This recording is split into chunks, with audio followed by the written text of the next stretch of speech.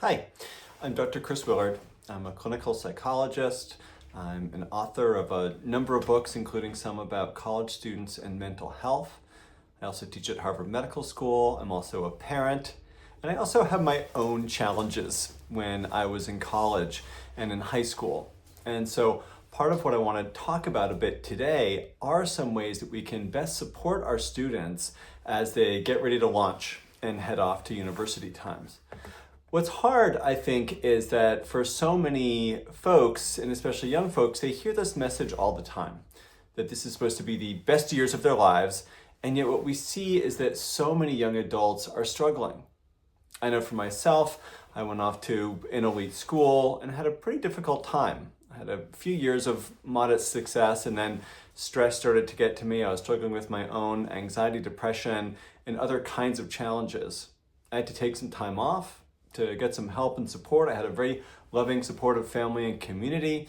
And eventually I did get myself back on track, back through university, then worked for a few years as a teacher in a mental health setting, and then went back to school to become a clinical psychologist, which is what I do now.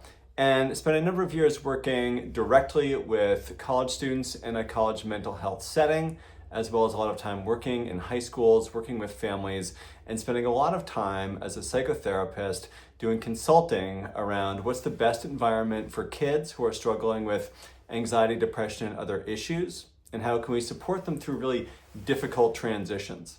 So especially this one into college and university, there's some bad news out there that a lot of us are probably worried about. Suicide is the second leading cause of death among young adults. About 40% of college students experience significant mental health issues. These are really growing since the pandemic and the isolation and challenges of that time. About 2/3 of young adults don't actually seek treatment, and that's a lot higher in first generation students and other certain groups of students as well.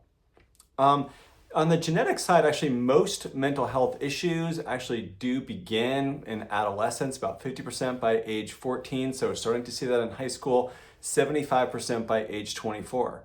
And so this is also just the time when these things are going to pop up. Most people, about 2/3 of people who do drop out of college, it's because of a mental health issue. And so these are just some of the things that we worry about a little bit. Most students actually say that mental health is one of their biggest concerns. And so how do we support these students again during this time in the transition leading up to college, and then also during college or maybe during time off, and then a little bit thinking about afterwards? So one of the things I think to think about too is how do we end up here, right, where we have this mental health crisis in young folks? And I'm a believer in what we call the biopsychosocial model. Some of it's biology, kind of physical fitness and diet and things like that. What's happening developmentally? Is there a medical history? Is there a genetic history in the family of some mental health issues? Secondly, the psychological side of things, the way people perceive the world, cognitive distortions, we call them, or stinking thinking, all or nothing thinking, black and white thinking, everything is terrible, the world is terrible, right? These kinds of negative approaches to just how we look and perceive things is a big part of also what can contribute to anxiety, can contribute to depression, these kinds of things. And then socially, right? Those social experiences, childhood experiences, peer experiences, attachment issues, traumatic experiences that kids might have faced, what they experienced in their home, things like that. And certainly knowing, stigma being a big part of that too for a number of kids, and other things that they're maybe facing may have shaped them in different ways to have some negative experiences in terms of how they then perceive the world, and then play into those psychological issues and those genetic predispositions to maybe set up or create something like a mental health issue, again, anxiety, depression, eating disorders, whatever else it is that might be going on with these kids. And one of the things we know too is that our kids are often very sheltered these days. We hear about helicopter parents and that kind of thing, or living in a bubble and being bubble wrapped. And I heard someone say recently, one of the things that happens as we send our kids off to college or to universities, it's like we've raised them in captivity, like in a zoo, and then we release them into the wild and we expect them to survive, when in fact that's going to be very challenging when we haven't given them all the skills that they need to be able to survive in that situation. On top of it, what we have is major challenges around social media and the larger society, and a lot of messages about how you should look, how you should feel. There's a lot of information and lack of stigma these days that social media has helped with in terms of helping people understand and reduce stigma around mental health. And yet at the same time, I've also seen a lot of misinformation around mental health, a lot of self-diagnosis. So it's really important that our young people have some professionals that they can work with in particular to get a real kind of clear diagnosis, especially during this time that we call emerging adulthood, which is that kind of age 19 to 25. Maybe actually we should think more like up to age 30 or so, because we know during this time developmentally the brain has not fully developed. Right? It doesn't finish developing until age 28 or 29 to process information and focus in our prefrontal cortex. This is a time of big identity exploration that's kind of wired into kids. It's certainly a time of focusing on themselves. Who am I? Who do I want to be? What kind of adult do I want to be? Raising some big questions, especially in a new environment. A lot of instability oftentimes, moving away from home, being with new people, away from their family, away from other community and other kinds of supports that have been traditionally built in for them. And so feeling that in between, I'm not a kid, I'm not an adult, there's suddenly adult responsibilities, I'm not sure if I want them, all of that stuff creates a lot of possibilities and a lot of optimism, but can also be really challenging at the same time. So moving back just a little bit to think about what are some of the decisions that families, professionals, clergy should be talking through with young people who they know have maybe experienced some disruptions or some challenges around mental health. First of all, how do we decide on a school? Big school or small school, for example, right? Bigger schools might have more resources, more community, but at the same time, it might be easier to slip through the cracks at a larger school. An urban school, a suburban school, a rural school, these also have their own challenges, right? It might be scary to go off to the big city. On the other hand, there's many more communities in the big city where there might be different kinds of support off campus or different kinds of ways to connect with a community than maybe in a rural area or a suburban area. So again, kind of access to resources being a real question here as well, to be able to find our community, find people that kind of match for you.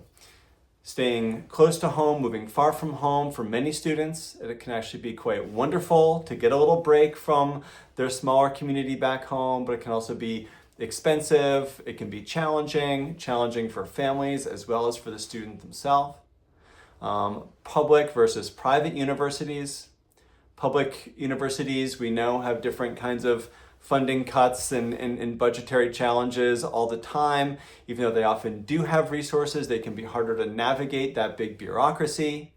They're certainly cheaper, oftentimes, public universities, but oftentimes too at a private university, many of the resources are already included. Mental health resources, support resources, kind of a smaller community where it's easier to find, again, your people, your network of people. And so it's not necessarily always cheaper. You're getting it all inclusive at a private university. It's more a la carte in a public university. So that's something to think about. Housing is another question. What's going to be the best, most supportive kind of housing for students? I was interviewing people for a book that I wrote about college mental health, and someone said, look, not everyone gets a gluten-free kitchen, a single off-campus, and a free puppy, right?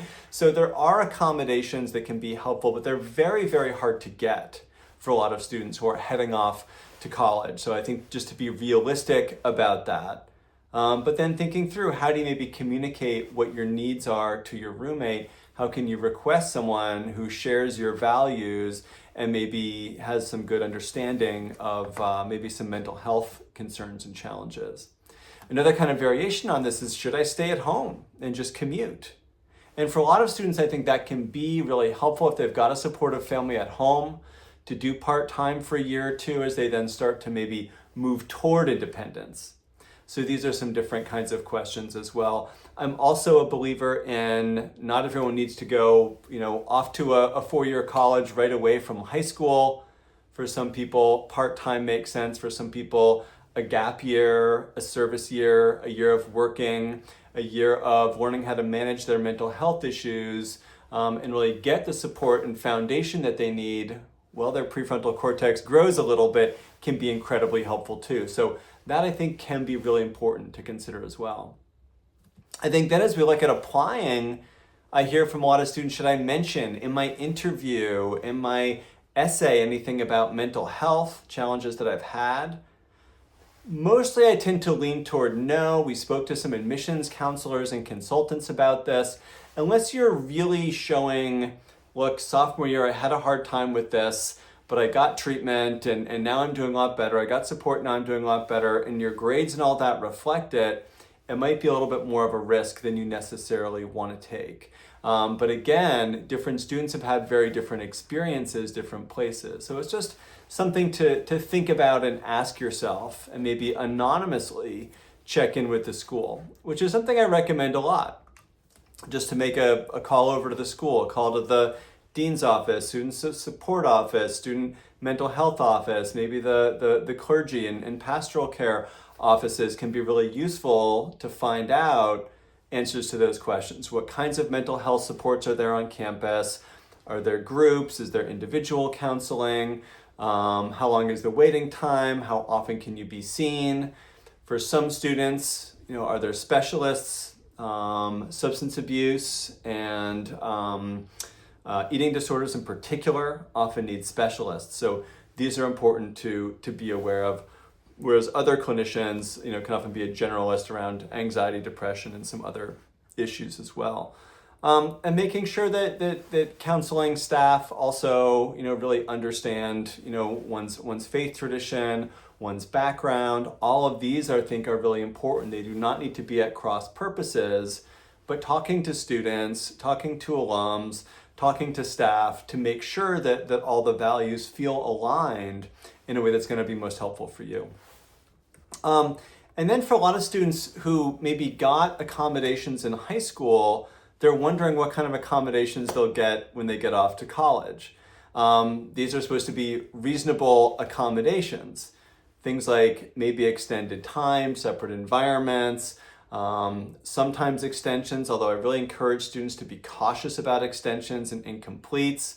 Sometimes professors will be willing to do alternate assessments, oral and verbal, as opposed to just taking tests, things like that. But one of the challenges in particular of going from a public school to a private university is that getting accommodations is not as easy and it's not guaranteed.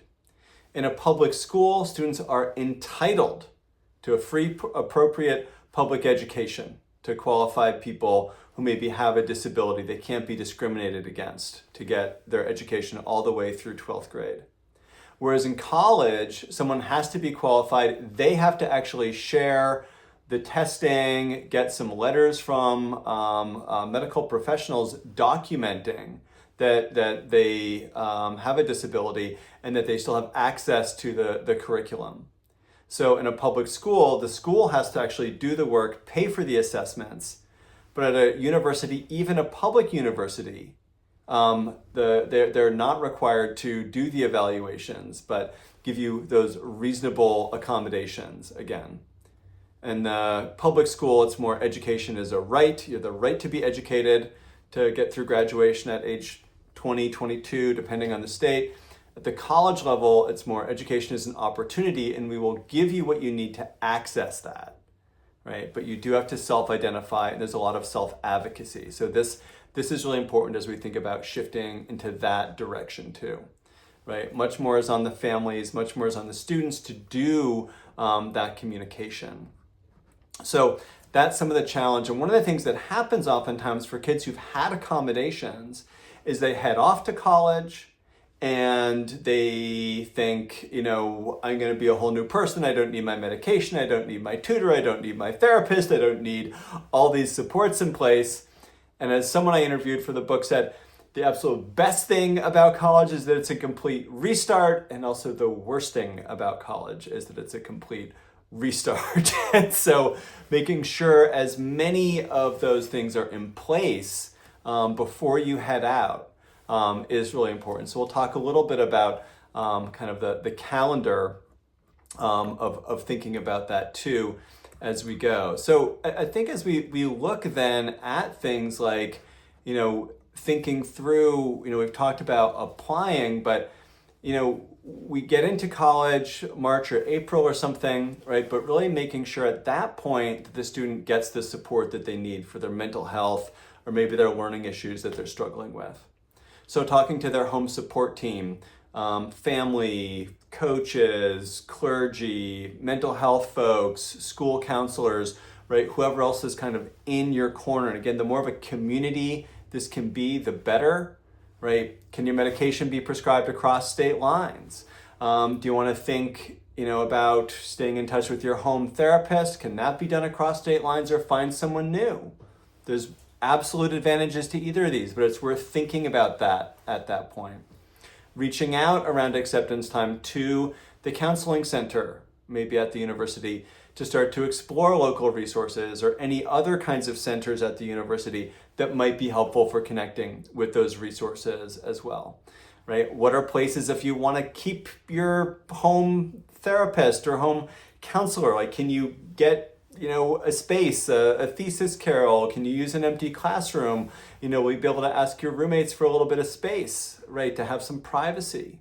That's what you want to start to think about. Into May and June, it becomes important to reach out to therapists where you're going, if that's what you want to do, prescribers and other counselors where you're going, to maybe start to interview a few. The best time to do that is right after finals, right? All the counselors, suddenly they're free, right? Finals are over, students are going back home. They've got time to call you back, kind of mid to late May or June, once students have largely left campus. What you really need is maybe not Dr. Right, but Dr. Right now, someone who feels like a good fit. I really encourage people to interview a few folks. Does it feel like there's good chemistry? Have you got a good rapport? The best predictor of success for therapy is actually having a good connection, a good relationship. So that's really what you want to look for. Then setting up maybe some initial appointments for August or September, or whenever you do get to school. Also, kind of late spring is one, and if you do an accommodation, start sending those over to the accommodations or disabilities office. Letters of support, psych testing that you've had, these kinds of things are really important. As you arrive in August, or students start to arrive, right? Where's your dorm? Where's the counseling center? Where's your community going to be? These other kinds of places. Start to think, if you're doing virtual calls, really where you'll do those from. As you look at your syllabi for your courses, what are going to be the pressure points, right? Midterms are here, but I also, the week before that, I've got a lot of papers due, right? Finding out what's going to be stressful, trying to find your place. What's your corner of the library? What's the place where you're going to go and study on your own or in community? What's going to be a little bit of your routine? As you arrive, also thinking about how you want to talk to your professors, your advisors at this point. You want to do that early if you want accommodations or do some self-disclosure. You don't want to do that at midterms or at finals when things have already started to fall apart or unwind a little bit, right? Almost every professor we spoke with said, say hi, come say hello after class, please. Right? Once they know you, even at the beginning of the semester, it's much easier for you to then reach out, get the support that you need a little bit later down the road if you do in fact need some support at that point. And then thinking too about who and where and when do you want to disclose? Do you want to tell roommates right away? Oftentimes people feel like they're best friends with their roommates for the first 5 days and then not so much. So there may be this temptation to disclose everything about your mental health challenges or the different experiences you've had in your life. You might want to be a little bit cautious about how much you reveal, because friendships do change a lot over the course of the first year in school. So just being aware of that, but thinking through what's your story, how much do you want to share, who do you want to share it with, Likewise with professors, but maybe checking in with RAs, maybe checking in with clergy, maybe checking in with community support, letting coaches know, letting the other adults on campus, who there's not a lot of, but they are there, know some of what your challenges have been and what you need. And then also at this time of year, it's important to remember that things change, right? You found a great counselor, but it turns out you have class during their 1 free hour, right? You thought you had a perfect roommate, but they ended up leaving, for whatever reason, in September and moved out or moved back home, right? Not everything works out. So it's just important to kind of be aware of this and remember this, that nothing will necessarily be perfect. And then when you're at school, I think for a lot of students, maybe they experience some mental health challenges while they're at school, and just wanting to demystify a little bit, like knowing where the counseling center is, maybe making one appointment to see what it's like, that's important to kind of have that set up already. And then thinking, maybe taking time off is right. There's really no rush. So many professionals and students and experts that we spoke to emphasized again and again, there's no rush, right? It'd be great to finish your education in 4 years. More and more students do not. I spent 6 years trying to get through my undergraduate degree and then did my doctorate in 4, right? Things change for everybody. The most important thing is that you get the most out of your education, not that you get, the most education the fastest time possible, right? That really is what we want to emphasize. So taking time off, getting the support you need. If you do take time off, what I recommend to kids and families and communities is to stay busy, to try to fill up 30 or 40 hours a week. Some of that can be therapy, some of that's maybe service work or volunteering, maybe some of that's a job, maybe that's taking one class. What's really important is that you stay busy. What I've seen too many students struggle with is going home, taking that time off, and falling apart because they're so isolated and their time is so unstructured that things actually get much worse for them in terms of their mental health. So if you do take time off, that's one of the things I recommend the most. And then if you go back to school, knowing it's going to be a little different, some people will have moved on and that can feel really hard, but there are still opportunities to meet people and connect with people. And again, maybe through the communities that you've been a part of back home, the communities that you've found at school, the teams, the clubs, the faith communities, the coaches, the dorms, the Greek life, right? Whatever it might be for you can be really great ways to stay connected and reconnected, where there's always a kind of welcoming back in many ways. And as you go back to thinking about, these other forms of self-disclosure, right? To let professors know you don't need to say a lot besides some mental health challenges or even just some health challenges, right? If you have backup from deans or from the accommodations or disabilities office, you're fine. You don't need to give your whole life story or your diagnosis to every professor. Deans and advisors, you might want to give them a little bit more details, maybe getting a letter from a professional back home or something like that. Other folks in the community, a lot of student athletes, coaches have somewhat different priorities, so they may be understanding, but still make some demands on you sometimes or on our students. So we want to be careful about that, although I've been so happy to see how many professional athletes and amateur athletes in the Olympics and other places recently talking more openly about mental health. RAs and residential life staff can be worth talking to, but some schools might have some like reporting requirements. You kind of want to know, where things are really in terms of confidentiality there. Chaplains also, many of them have confidentiality that they can offer, but you might want to be a little bit cautious about that. But they'll also have community links and supports, as well as other cultural centers and affinity groups often have great connections in the community. And many of them have been trained to destigmatize around mental health also. So this is something to consider as you think about sharing with some of the adults on campus, and knowing that, again, there are thousands and thousands of students and very few adults that oftentimes students meet up with. But at the same time, there are people, and you only need one or two good adults, is what I often say to students heading out. Maybe it's someone in the financial aid office. Maybe it's someone from a support group in the community. I know someone from the Narcotics Anonymous group in the community worked in the cafeteria, and it was just a little reminder of like, oh, there's this other person who I know who's keeping an eye out for me. So these are some things to kind of bear in mind as far as building a community, finding a community too. Knowing again with peers, also just as with adults, not everyone needs to know your life story. You really just need a few people, a couple friends, maybe your roommate knows a little bit, right? And when you ask for things from folks, or when we get students to ask for things from peers, just being specific about what they need.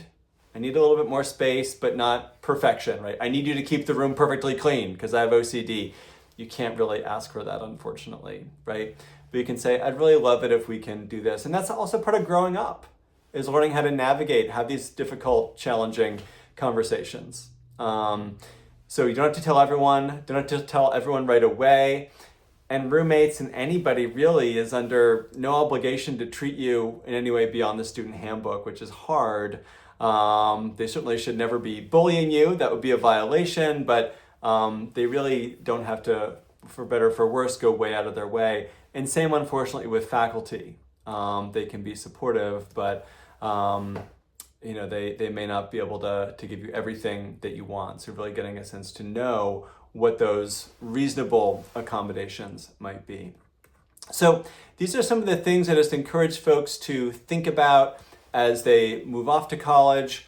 Just physically, where will you be? What will the campus be? Maybe look at Google Street View to see what the walk from your dorm to the cultural centers, to the chaplaincy, to the counseling center, right, to the gym, all of those might be. Keeping good health habits, getting sleep, getting the food that you need, getting the rest that you need, having some social outlets being so important. Reminding students don't get too hungry, angry, lonely, or tired, which often just exacerbates any underlying issues. And then all of the support people that actually are there on campus, through the school that are therapeutic or medical, through the school that are there in a kind of a softer way, the coaches, the clergy, all those folks, and then the other connections back home to stay in touch with, as well as just all of the other groups on campus, coworkers at a job, folks in Greek life, right? Different kinds of communities, mental health advocacy groups on campus that might also be helpful. So I hope this has been helpful to all of you as we think about supporting students as they head off to launch with maybe some mental health challenges. The biggest piece of advice my parents' therapist got when I was struggling in college, of course, was never give up. And so encouraging parents to never give up, encouraging therapists to never give up on those kids, and encouraging students themselves to never give up on themselves.